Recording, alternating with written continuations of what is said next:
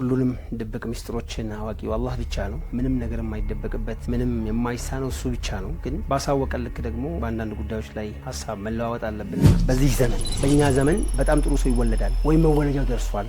ዓለም ነፃ ልትወጣ የምትደርስበት ጊዜ ሊደርስ ይችላል ብዬ አስባለሁ። ለምን ካላችሁ ከሸይጣን ዓላማ የሚሰራውን ስራ እያየ ፎሊክ አሲድን በጣም ሲያግቱ ከረሙና ለሚወለድ ገና እናቶች በእርግዝና ላይ ያሉ አሁን ደግሞ መረጃ አግኝተናል። ሰዎችን ኦቲስት እያደረገ ያነፈዘ አእምሯቸው እንዳይሰራ ያደረገው ፎሊክ አሲድ ነው ተባለ። ያም ሆነ ይህ ግን በአንድ ሰው ውልደት የአሽታር ቤተ መንግስት ተቃጥሏል። በነቢዩላህ ዩሱፍ ሲወለዱ የነቢዩላህ ዩሱፍ ውልደት ይዞት የመጣው ኤነርጂ ወይም ፓወር የንቡዋው ፓወር የእሷን ቤት እንዲቃጠል አድርጓል። አያቱም ቅድመ አያቱም ለየትኛውም የሸይጣን ሴራዎች ያልተንበረከኩ ነቢዮች መሆናቸው እጅግ በጣም ጽዱ የሆነን ልጅ እንዲፈጠር አደረገ ነው። በአጠቃላይ በዚህኛው አቅጣጫ ስንመጣ ደግሞ ኦቲስት ከሆኑ በኋላ እኛ በመርሳት በሽታ ከታመምን በኋላ አእምሯችን ጭራሽ ስለ ኸይር ማሰብ ትቶ በሸር ከተቀጠቀን በኋላ ይህ ሁሉ የሚደረገው ሊወለድ የሚችለውን ሰው ለማምከር ነው። ምንም ጥያቄ የለውም።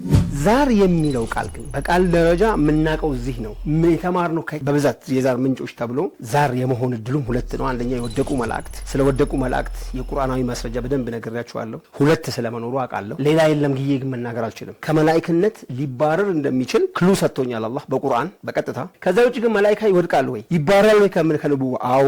የዛር መንፈስ ሰዎች ናቸው የሚባለው ግን የወደቁ መላእክትና ከሰዎች ጋር ተጋብተው ልጅ የተዋለዱ ጅኖች ዴቪልስ። እነዛ ዴቪልስ ማን ናቸው ከተባለ ዴቪልስ ማለት ነው አላህ ከኛ ጋር እንዳይገናኙ ግርዶን ስለሰራና ከዚህ ስለተባረሩ ወደዚህ የመምጫ መንገድን ምን መርጠዋል? የሰዎችን የፍላጎት በር ከፍተው በተለያየ መንገድ ልጅ መዋለድን ከዛ በኋላ እነሱ በዲኤንኤ ውስጥ ገብተዋልና በዛ መስመር ይመጣ አንድ አለ ነው።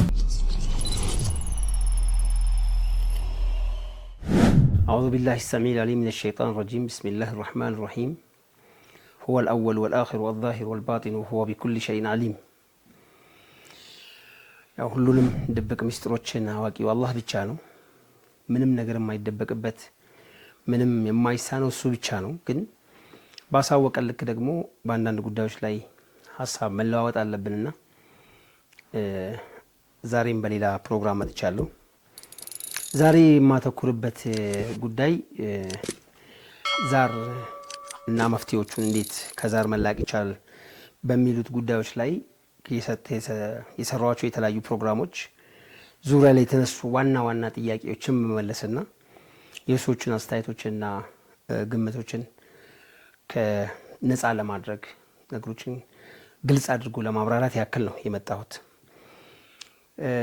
የተሰጡ ኮሜንቶች በተለይ በብዛት ከሙስሊም ወንድሞቻችን ሳይድ የተነሳ ይመስለኛል። መረጃ የለውም፣ ካለ መረጃ ነው የምታወራው፣ ዛሬ የሚለውስ ምንድን ነው የሚል ጥያቄዎች በስፋት ተንጸባርቀዋል። እንዳው ሸይጣን እኛ ውስጥ የሚገባው ፍቃድ ጥየቃ ነው። ከኛ ውስጥ ዋና የሸይጣኑ የጅኑ በተለይ ዴቪልስ የሚባሉት፣ በነገራችን ላይ ሁሉም ጅኖች ዴቪልስ አይደሉም። በጣም በደንብ በጥልቀት መታየት አለበት። ዴቪልስ የሚባሉት አላህ ነቢይ አደምን በፈጠረበት ጊዜ ምድር ላይ የነበሩ በጅን ቢገለጹም ከዛ የተባረሩት ናቸው። ጅን ግን ሙእሚንም ምናምንም ስላለው ዴቪል የሚለው ነገር አይተካውም። እነሱ በእኛ ውስጥ የሚገቡበትና የሚናገሩበት ከኛ ጋር ዛር ሆኖ በመቀጠል ስምምነት የሚያፈራርሙት ንግድ ፈቃድ ለማግኘት ነው፣ ማለት ላይሰንስ ለማግኘት ነው። እዚህ ለመገኘት ብዬ በሰራሁት ላይ አንዴ ወላጆቻችን ፍቃድ ገቡ ከተባለ ታዲያ ውልና ማስረጃ መካሄድ የለበትም ወይ ለማፍረስ የሚል አይነት ጥያቄ ይሁን አስተያየት ይሁን አልገባኝም። እንደዚህ የሚል አክቹአሊ በጣም አስደስቶኛል። ምክንያቱም ኮንሽስሊ ተሰማ ነው ይሄን አስተያየት የሰጠኝ። ውልና ማስረጃው የትኛው የማን ውልና ማስረጃ ነው ነው ጥያቄው። የማን ውል ጋር እንሂድ ነው። ጠቅለል ባለመልኩ ግን ዛር የሚለው ቃል ሌላም ዛር ለኢትዮጵያ ነው፣ እንደዚህ የሚያጓራ የሚጨፍር ነገር ያለው ኢትዮጵያ እና አፍሪካ ነው። ከአፍሪካ ውጪ በተለይ ሰለጠኑ ኮት ውስጥ ከተቱልኝና በሚባሉት ዓለማት ምናምን ውስጥ እንዲህ አይነት ነገር የለም፣ የኛ የኋላ ቀርነት ምልክት ነው ብሎ ያስቀምጥልኝም ሰው አለ። እንግዲህ እነኝን ጠቅለል አድርጌ የኋላ ቀርነት ምልክት ነው፣ የስ ኋላ ቀርነት ነው የስ የምለው አሁንም ኮት ውስጥ አስገቡልኝ። ምክንያቱም የዛሩ ሴራ ስለሆነ ነው። ዛሩ ወይም ዴቪልስ እኛ ጋር ሲገቡ በደንብ ስለ ካፒታሊዝም በተናገርኩት ላይ ተናግሬያለሁ። ፒራሚዱ የሚሰራው ይሄንን ነው። ከላይ የሚሆኑ ሰዎች ዛሩ እንዳውም ይጠብቃቸዋል፣ ይፈልጋቸዋል። እነሱ ናቸው ህዝቡን ባሪያ አድርገው የያዙለት። እነሱ ናቸው ለዛሩ ጦርነት በሚመስል መንገድም ይሁን ዓለም ላይ ጦርነት በመርጨትም ይሁን በተለያየ መንገድም ይሁን በሃይማኖት ማዕከል ብቻ የተለያየ ነገር በማድረግ ለሱ ሴራ በተለያየ መንገድ ግብር የሚገብሩት እነሱ ናቸው። ይህም በደንብ እንድትረዱት ግብር ራሱ ምንድን ነው፣ በሸይጣን ዓለም ግብር ራሱ ምንድን ነው የሚለውን ኢንሻአላህ አላህ ካለ በቅርብ ቀን አንድ ፕሮግራም እሰራለሁ። ይሁንና ግን እነዚህ እዚህ መጡና ከጣዖት አምላኪዎች ዘመን ጀምሮ ለምሳሌ የአሽታር ዘመን አሽታር ፀሐይ የፀሐይዋ ንግስት የምትባል አሁንም በተለያየ መንገድ ህዝብ ውስጥ እየተመለከች ነው ተብላ የምትነገረዋ የፀሐይ አምልኮች ጌታ ናት። አክቹአሊ አምላኪዎች ጌታ ናት። አሁንም በተለያየ የበዓሎቻችን ውስጥ ከባድ ተጽዕኖ አላት። በተለይ ምናምን ተብሎ ብዙ ጉዳዮች ይነሳል አሽታር ዙሪያ ላይ። አሽታር የት ናት ካላችሁ የባቢሎን ስልጣኔ መሰረት ናት። ሰለጠኑ በባቢሎን ስልጣኔ ውስጥ ስልጥኖቹ ባለስልጣኖቹ ምናምን አሽታር የምታገዛቸው እንጂ የምትጎዳቸው አልነበሩ። ባሪያዎቹ ዝቅተኛ ማህበረሰብ ክፍሎች ግን በቃ ልጅ ወልደው እኮ አሽታር አድኝልን እያሉ በየንትኑ የሚንከባለሉ ነበሩ። ስትፈልግ እኔ ገረፍኳችሁ ብላ ስትፈልግ እኔ ያነሳሁት እያለች እንደፈለገች ስትፈርድ የነበረች በሷ እንትን ውስጥ የሚሰራው ሴራ ነበር። የዛ የባቢሎን ስልጣኔ አሁንም የዛ የአሽታር ቁርሾ በተለይ አንዳንዴ ቱርኮች ውስጥ ይታያል ምናምን ተብሎ የሚነሳ ነገሮች አሉ። አክቹአሊ ሂጄ ስላላየሁ በጥናት ስላልተመረኮዘ ብዙ ማውራት አልፈልግም። ያም ሆነ ይህ ግን በአንድ ሰው ውልደት የአሽታር ቤተ መንግስት ተቃጥሏል። በነቢዩላህ ዩሱፍ ሲወለዱ የነቢዩላህ ዩሱፍ ውልደት ይዞት የመጣው ኤነርጂ ወይም ፓወር የንቡዋው ፓወር የእሷን ቤት እንዲቃጠል አድርጓል። ይህ የጸዳው ኢነርጂ እዚህ እንዲደርስ ግን ከባድ መስዋዕትነት ተከፍሎለት ነው አራተኛው ልጅ የተወለደው። ነቢዩላህ ኢብራሂም ስንት ጊዜ እንደተንከራቱ አውቃላችሁ? ነቢዩላህ ኢብራሂም ስደተኛ ናቸው፣ ተሰደዋል። ከስደት ዓለም ልጅ መውለድ ያልቻሉ ነበር። ያ ሁሉ ይደረግ የነበረው ለምንድን ነው ከተባለ በእሳቸው ንቡዋ ዘር እንደሚቀጥል ስለሚታወቅ እሳቸው ደግሞ በሱ መንገድ ላይ ስለማይገቡ የአላህ ነቢይ ናቸውና ከባድ መንፈሳዊ ጦርነት በሁለታቸው ነበረ ማለት ነው። ይሁንና ይህን ጦርነት ነቢዩላህ ኢብራሂም እንግዲህ ነቢዩላህ ኢብራሂምን በደንብ ከዛቸው በኋላ የጸዳው ሰው ኢስሐቅ ተወልዷል። ከኢስሐቅ በኋላ ያዕቁብ አሉ። ከያዕቁብ በኋላ ነው ዩሱፍ የመጣው። ከናንተ ከሰዎች ውስጥ በላጩ ማን ነው ሲባሉ እኮ ነቢያችን ሰለላሁ ዐለይሂ ወሰለም ዩሱፍ ነው። ምክንያቱም ነቢይ የነቢይ ልጅ የነቢይ ልጅ የነቢይ ልጅ ስፒሪቱ እዚህ አካል ላይ ነቢይ ሆኖ መፈጠሩ ብቻ አይደለም፣ እዚህ አካል ላይ እንዲጸዳ አያቱም ቅድመ አያቱም ለየትኛውም የሸይጣን ሴራዎች ያልተንበረከኩ ነቢዮች መሆናቸው እጅግ በጣም ጽዱ የሆነን ልጅ እንዲፈጠር አደረገ ነው። በአጠቃላይ በዚህኛው አቅጣጫ ስንመጣ ደግሞ ኢስማኤል ከተወለዱ በኋላ ረሱላችን ሰለላሁ ዐለይሂ ወሰለም እስከሚወለዱበት ድረስ ሸይጣን ያሴራቸውን ሴራዎች በደንብ ይዩት። ከዛም በኋላ እኮ ረሱላችን ሰለላሁ ዐለይሂ ወሰለም ነቢይ ሆኖ ሲላኩ ራሱ ያመኑት እኮ ድሃው ክፍሎቹ ናቸው። የማያምኑት ሀብታሙ እነዛ ከሱ ሸይጣን ጋር ትስስር ያላቸው ሰዎች ማመን ስለሚከብድ አንድም እነሱ ላይ ከባድ ተጽዕኖ ስላለ የሸይጣኑ ተጽዕኖ ስላለ የሚፈሩትም ነገር በተግባር ስላለ ከዛ ውጭ ግን ስላለ ይሄ ያለ ዛር የሚለው ቃል ግን በቃል ደረጃ የምናውቀው እዚህ ነው የተማርነው በብዛት የዛር ምንጮች ተብሎ በኦርቶዶክስ ሃይማኖት ውስጥ ነው በደንብ የተነገረን። ዛር የመሆን እድሉም ሁለት ነው። አንደኛ የወደቁ መላእክት፣ ስለወደቁ መላእክት የቁርአናዊ ማስረጃ በደንብ ነግሬያችኋለሁ። ሁለት ስለመኖሩ አውቃለሁ። ሌላ የለም ግዬ ግን መናገር አልችልም። መላእክ ከመላእክነት ሊባረር እንደሚችል ክሉ ሰጥቶኛል አላህ በቁርአን በቀጥታ ሁለት የተባረሩ መላእክቶችን ስም ጠቅሶ ነግሮኝ ሌላ መላእክት የተባረረ የለም ወይ አለው ካላችሁ መረጃ የለኝም። ካለም መስማት እችላለሁ። ግን ሁለቶቹ ከዛ ውጪ ግን መላእክት ይወድቃሉ ወይ ይባረራሉ ወይ ከነብዩ? አዎ፣ ምክንያቱም ሁለቱ ኤግዛምፕል ስላሉ። የዛር መንፈስ ሰዎች ናቸው የሚባለው ግን በኦርቶዶክስ አስተምሮት ሁለቱ የወደቁ መላእክትና ከሰዎች ጋር ተጋብተው ልጅ የተዋለዱ ሰዎች ጅኖች ዴቪልስ። እነዛ ዴቪልስ ማን ናቸው ከተባለ ከዚህ አሁን ሙእሚኖቹን ጅኖች አጠቃልለም እነዛ የኢብሊስ ጭፍራዎች አባታችን አደም ኸሊፋ ሆኖ ምድር ላይ ሲመጡ እሳቸውን ለመፈታተን ቃል የገቡት ጅኖች ዴቪልስ ማለት ነው። አላህ ከኛ ጋር እንዳይገናኙ ግርዶ ስለሰራና ከዚህ ስለተባረሩ ወደዚህ የመምጫ መንገድን ምን መርጠዋል? ከሰዎች ጋር መጥተው የሰዎችን የፍላጎት በር ከፍተው በተለያየ መንገድ ልጅ መዋለድን ከዛ በኋላ እነሱ በዲኤንኤ ውስጥ ገብተዋልና በዛ መስመር የሚመጣ አንድ አለ ነው። ዓለም አቀፎቹን ነገር ግን ስናይ አሽታርጋም ያለው አረብ ረሱላችን ሰለላሁ ዐለይሂ ወሰለም በተላኩበት ጊዜ መካባ ውስጥ የነበሩት ጠቅላላ ጣዖታት ዛሮች ናቸው። ምንድናቸው? ሰው ስለመግባታቸው ምን መረጃ አለ ከተባለው የተፈጠረው ችግር ነው። እነሱን የሚያመልኩ ሀብት እያገኙ ነበር። አላገኝ ያለው እንኳን እያሰናከለ ነው። ዛር ለሚለው ቃል የሰጠኋችሁ ከዚህ በፊት ስጦት ትርጓሜ ያለ ዛር የሚሰራው ሸይጣኑ ወንዝ አለ። ለምሳሌ እንደ ወንዝ ተረዱት። አንድ የሚፈስን ወንዝ እሱ ፈጣሪ አይደለም። የዛ ወንዙ ማለት አላህ የሰጠኝ የኔ የሩህ አካል ከለኔ የሰጠኝ ሀብት፣ ጤንነት ዋቴቨር ሊሆን ይችላል። ይመጣና ያንን ወንዝ ይገድብና ከገደበ በኋላ ይሄ ወንዝ እንድለቅልህ ለኔ በየአመቱ ይሄንን ነገር አርግልኝ ስስማማ ትንሽ ትንሽ ይለቅኛል እንደፈለገው ምሳሌ። ስለዚህ በአብዛኛው የጣዖት አምልኮዎች ውስጥ የተስማሙትና ለሱ ደም የሚያፈሱ ምናምን የሚያረጉ ከፍተኛው ራንክ ይወስዳሉ። መስማማት በነገራችን ላይ በአእምሮ ደረጃ ብቻ አይደለም፣ በስፒሪት ደረጃ ነው። የነብይ ልጅ በዚህ ጉዳይ ላይ መስማማት ይከብደዋል። ምክንያቱም ስፒሪቱ ከነብዋ ይመጣ ነው።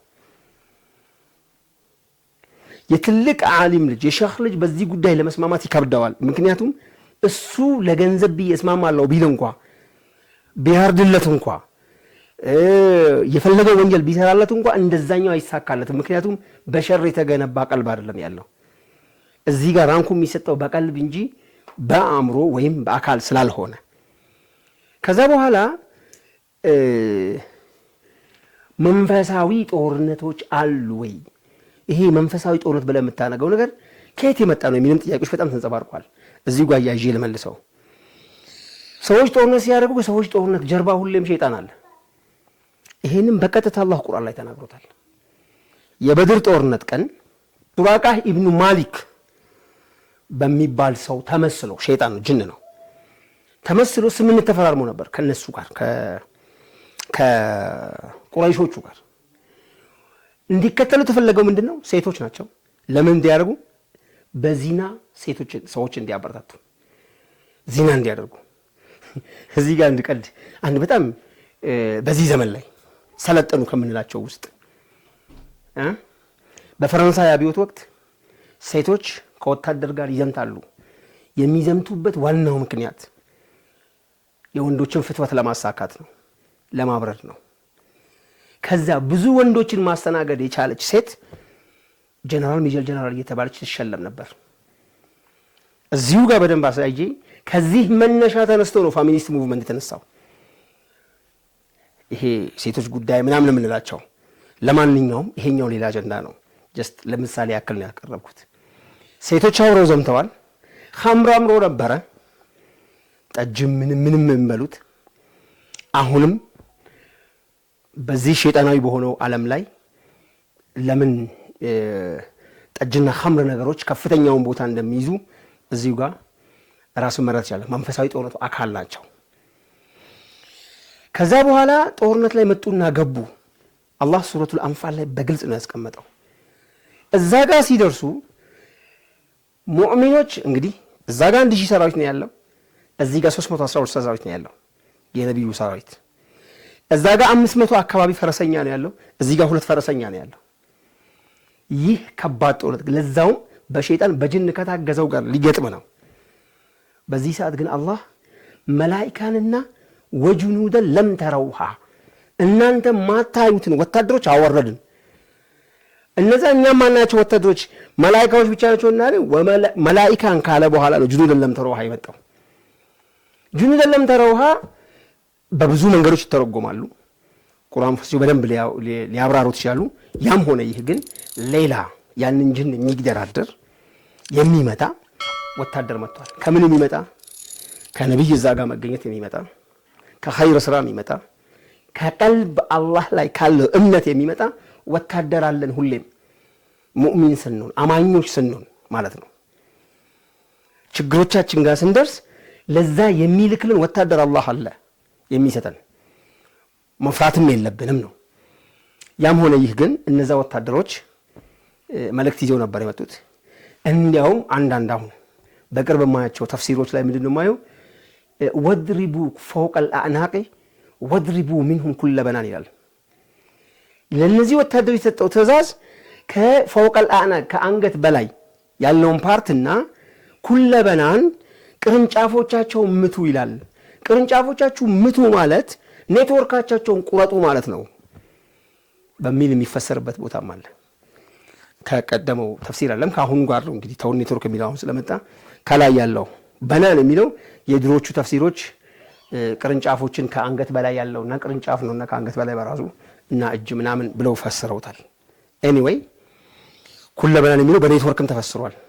ስለዚህ ከሸይጣን ጋር በምናደርገው ጦርነት ውስጥ እሱ በእኛ ላይ የሚዘረጋው ኔትወርክ ዶጋመድ ማድረግ አንዱ የጦርነት አካል ነው።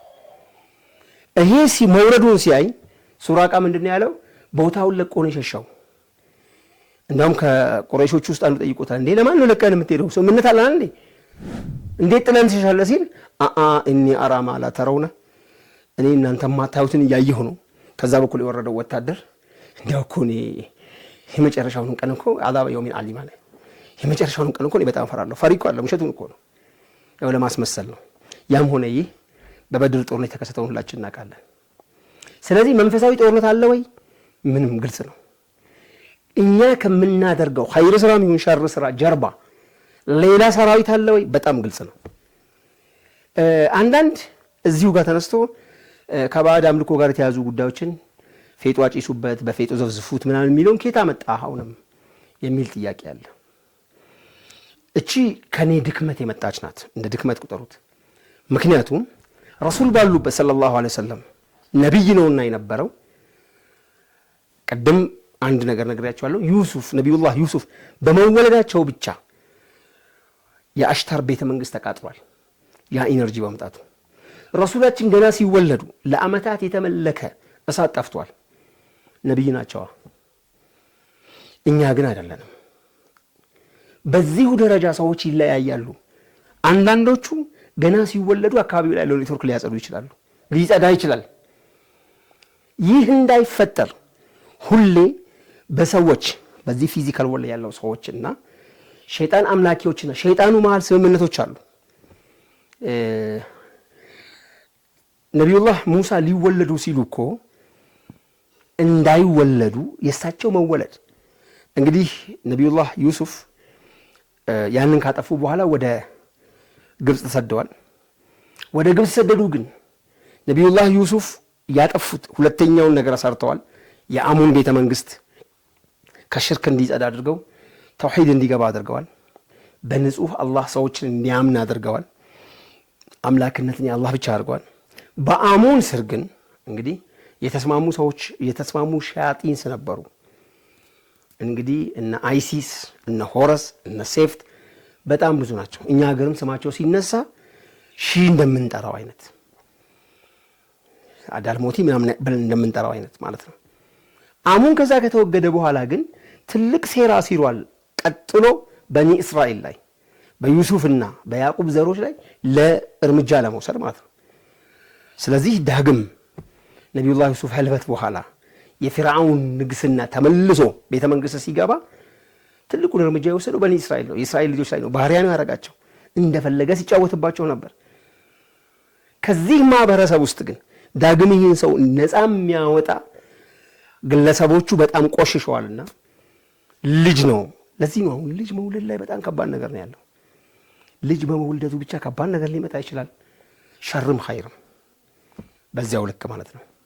ሸረኛ እንደሚወልደው ኸይረኛ ይወለዳል ማለት ነው። ምን ወላቸው ልጆች አላህ ኸይረኞች ያርጉልን። ከዚያም ኸይረኛ ልጅ ይወለዳል በሚባልበት ዘመን ላይ ደግሞ ሁሌ ሴራ ይሰራል። ኸይረኛ ልጅ እንደሚወለድ ከተገመተ በነቢዩላህ ዩሱፍ ነቢ ሙሳ ይወለዳሉ በሚባልበት ዘመን እንደሚወልዱ ያወቀው ማን ነው? ሙነጅሞቹ ናቸው፣ ኮከብ ቆጣሪዎቹ ናቸው። ኮከብ ቆጣሪ ጠንቋዮች ናቸው። በኮከብ ቆጣሪ ጠንቋይ ይሰራሉ። እኔም ማውቀው ነገር የለም ግን ሲሰራ አይቻለሁ። ቁርአን ሐዲስ ለዚህ መምጣት አይቻልም። በኮከብ ይሰራል። መረጃህ ምንድነው? በሞዴስ ሲህር ይሰራል ብለህ ስትናገር ያለኝ ሰው አለ። እኔም ማውቀው ነገር የለም። ቁርአንና ሐዲስ መጥቀስ የለብኝም። ሲሰራ ግን ያየሁት አለ ማለት ሰማነው አለ። እንዳውም በዚህ ዘመን በእኛ ዘመን የኔ መልከታ ነው ይሄኛው። በጣም ጥሩ ሰው ይወለዳል ወይም መወለጃው ደርሷል፣ ዓለም ነፃ ልትወጣ የምትደርስበት ጊዜ ሊደርስ ይችላል ብዬ አስባለሁ። ለምን ካላችሁ ከሸይጣን ዓላማ የሚሰራውን ስራ እያየሁ ነው። ፎሊክ አሲድን በጣም ሲያግቱ ከረሙና ለሚወለድ ገና እናቶች በእርግዝና ላይ ያሉ በጣም ከተጋትነው በኋላ አሁን ደግሞ መረጃ አግኝተናል።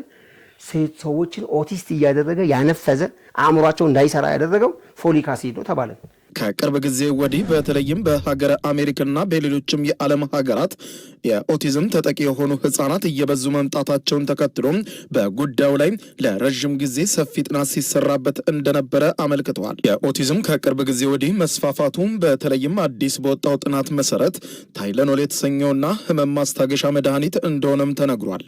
ከዚህ መድኃኒት ጋር የተገናኘ ቀጥተኛ ነገር እንደተገኘ የተገለጸ ሲሆን በሁለተኛነት ደግሞ ከፎሊክ የቫይታሚን እጥረት ጋር በተያያዘ መሆኑንም አመልክተዋል።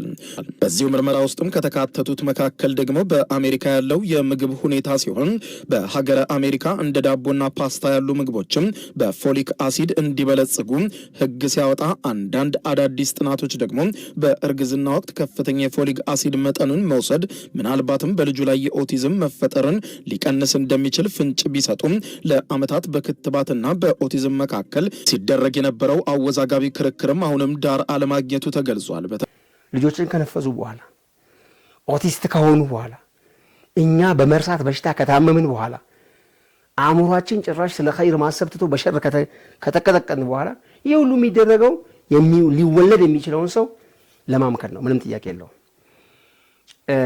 የቀዩዋ ጊደር ጉዳይም እንደዛ ነው።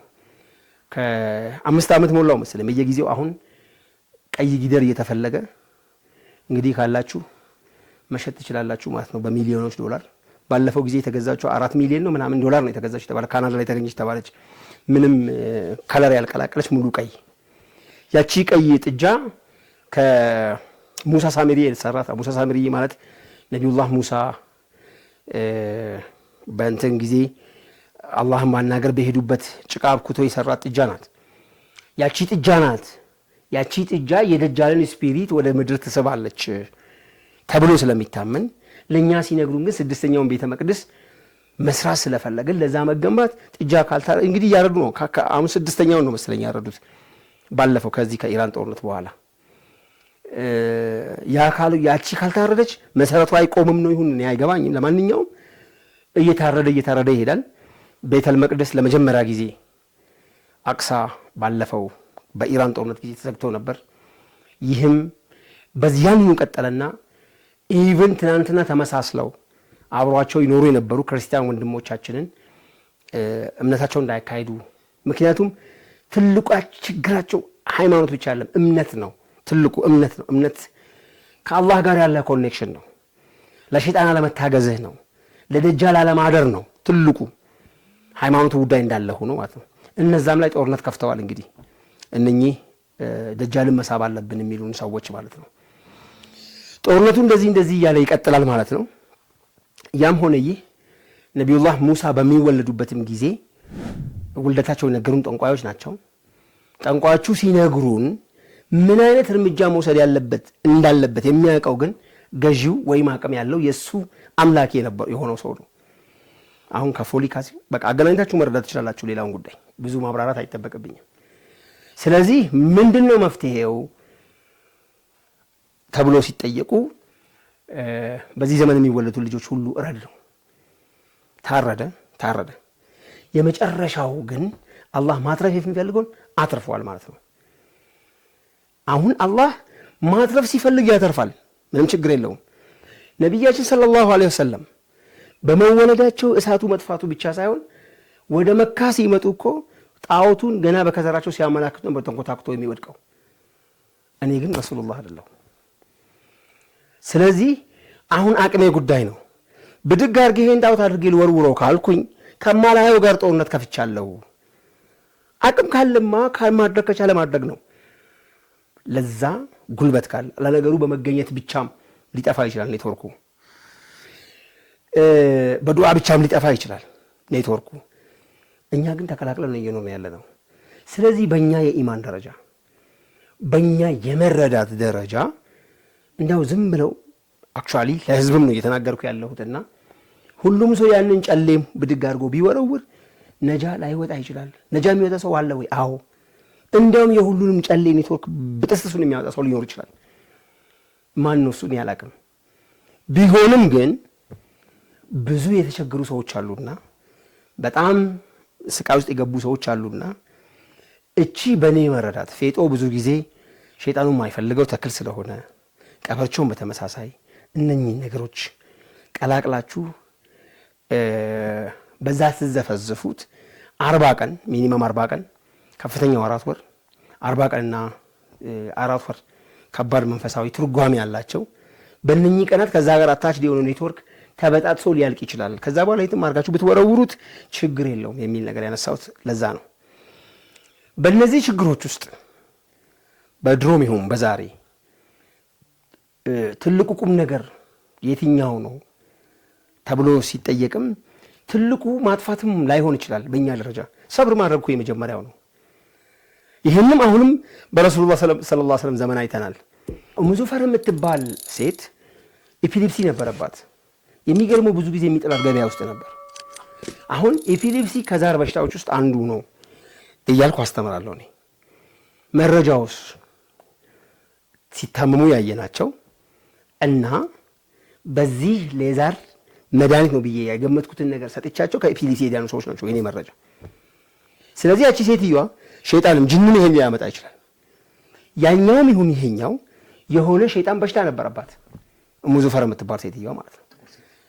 ያቺ ሴት ሁሌ ትወድቅ ነበር። ኡሙ ዙፈር የምትባለው ሴት በእርግጥ እቺ ሴት ጥቁር ሴት ናት። አፍሪካዊነትን ነው የሚያመለክተው። ብዙ ጊዜ ያው ጥቁሮች ነን።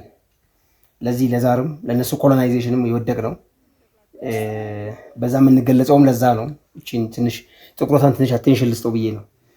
ነገር ይነሳልኝ ብላ ረሱላችን ሰለላሁ ዐለይሂ ወሰለም ስትጠይቅ ሰብር ካደረግሽ ጀነትን ቃል ገባልሻለሁ የሚለው ምልከታ ሰብር ማድረግም እንደው ይሁን በቃ ሆነ ደረሰ በኔ ላይ እኔ ይሄን እንድታገለው የሰጠኝ ኦፖርቹኒቲ ነው። ስለዚህ ልታገለው ብሎ መቀመጥ በራሱ ጀነትን ቃል የሚያስገባ መሆኑን ከዚህ በፊትም ተናግረን አሁንም ይሄን እንድታቆልኝ ነው።